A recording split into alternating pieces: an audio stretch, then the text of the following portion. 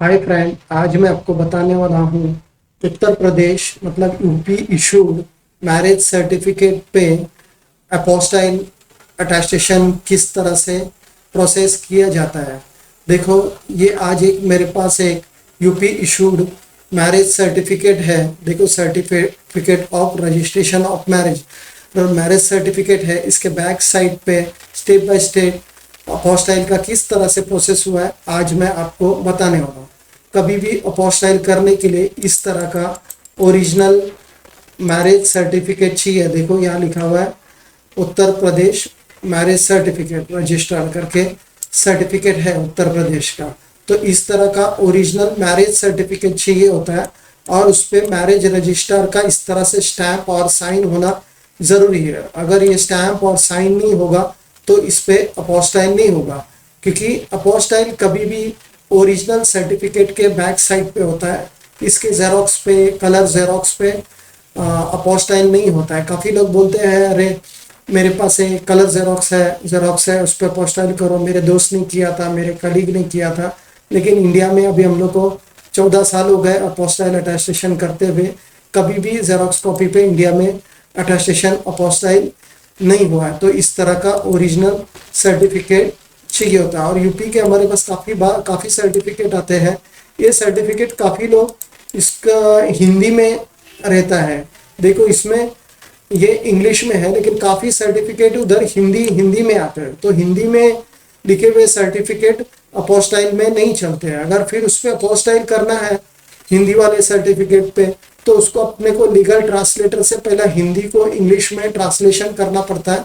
फिर वो translation copy पे फिर आपको अपने को अपोस्टाइल करना पड़ता है। तो फिर लीगल ट्रांसलेटर का पैसा बढ़ जाता है, वो सब बढ़ जाता है। तो इसलिए आप देखिए कि आपको इंग्लिश कॉपी मिलता है तो पहले इंग्लिश कॉपी ले लीजिए, तो उस पर अपोस्टाइल अच्छे से हो जाएगा। और काफ़ी लोग मतलब यूपी का मोस्टली मैं सर्टिफिकेट देखता हूँ कि वो लोग उसको लैमिनेशन ही करके रखते हैं। तो लैमिनेशन अगर किया हुआ सर्टिफिकेट को, तो उस पर कोई डरने की ज़रूरत नहीं है, क्योंकि हम लोग उसका बैक साइड पे से लैमिनेशन जितना हम लोग को अपोस्टाइल के लिए ज़रूरत है उतना लैमिनेशन हम लोग को रिमूव करके उसके बैक साइड पे अपोस्टाइल करते हैं। अगर अपोस्टाइल करना हो तो ये अपोस्टाइल करने के लिए हम लोग को इस तरह का ओरिजिनल मैरिज सर्टिफिकेट चाहिए होता है और पासपोर्ट का फ्रंट बैक जेरोक्स कॉपी चाहिए होता है।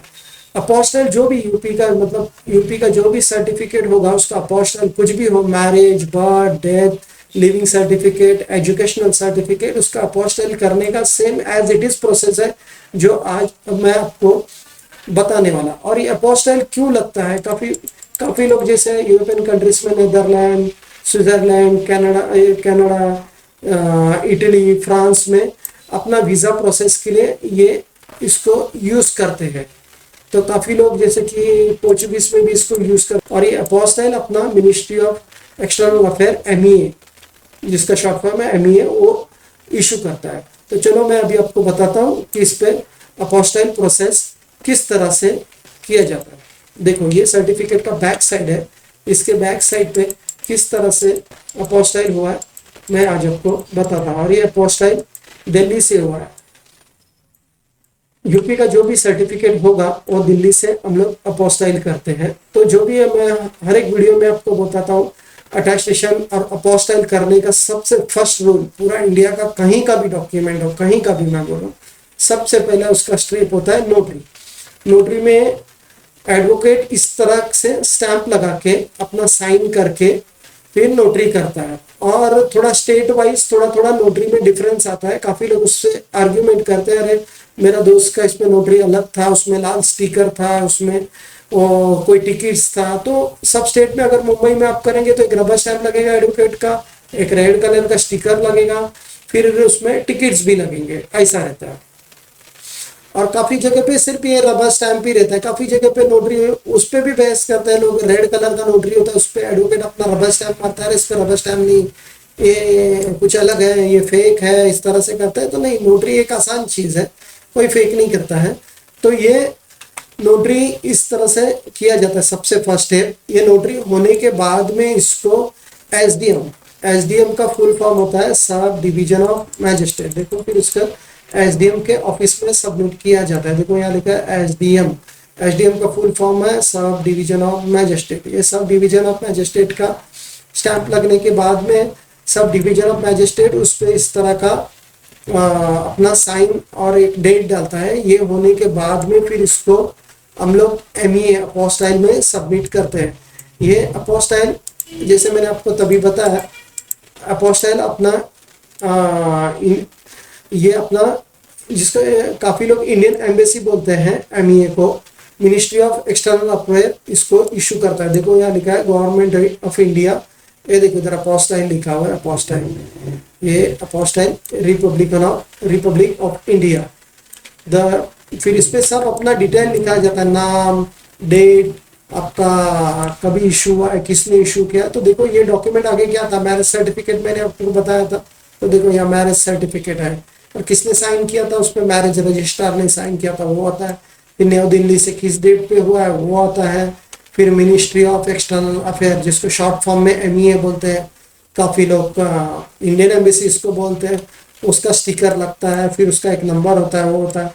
फिर इधर ऑफिसर का इस पे एक रबर स्टैंप लगता है। देखो मिनिस्ट्री ऑफ एक्सटर्नल अफेयर ये, और ये जो भी ऑफिसर का इधर नाम होगा, देखो इधर लिखा है ऑफिसर का नाम। फिर वो ऑफिसर साइन इधर अपना साइन करता है।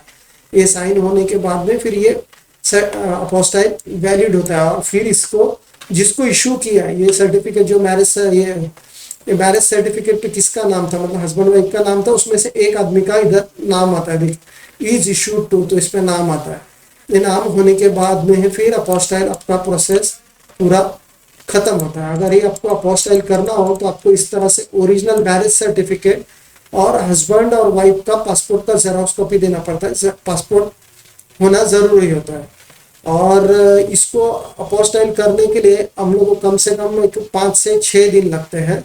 तो इसके लिए आपको इस तरह से ओरिजिनल अपोस्टाइल के लिए ओरिजिनल बर्थ सर्टिफिकेट हम लोग को मुंबई, मैरिज सर्टिफिकेट, जो भी मैरिज, बर्थ, डेथ, जो भी मैं तभी बताया, उस सब का प्रोसेस एक ही है। ओरिजिनल सर्टिफिकेट आपको हमारा ऑफिस एड्रेस पे कुरियर करना पड़ता है और आसानी से हम लोग करते हैं। तो अगर आप कहीं भी हो, यूपी में हो, कुछ भी हो, तो मुंबई से मेरे को भेज देंगे तो हो जाएगा। क्योंकि हम लोग के 13-14 ईयर से यही सर्विस में अपोस्टाइल अटेस्टेशन, अगर आपको और अटेस्टेशन रिलेटेड जैसे दुबई, कुवैत, ओमान के अटेस्टेशन रिलेटेड या वीज़ा रिलेटेड कुछ वीडियो देखना हो तो हम लोग का इधर आई बटन पे लिंक दिया, उस पर क्लिक कर सकते हैं, या लास्ट में आपको इधर वीडियो का डिस्क्रिप्शन मिल जाता है, तो उधर आप क्लिक करके जा सकते हैं।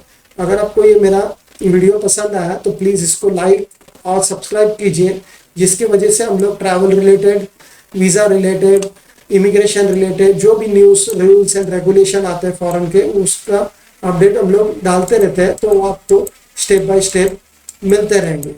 Thank you.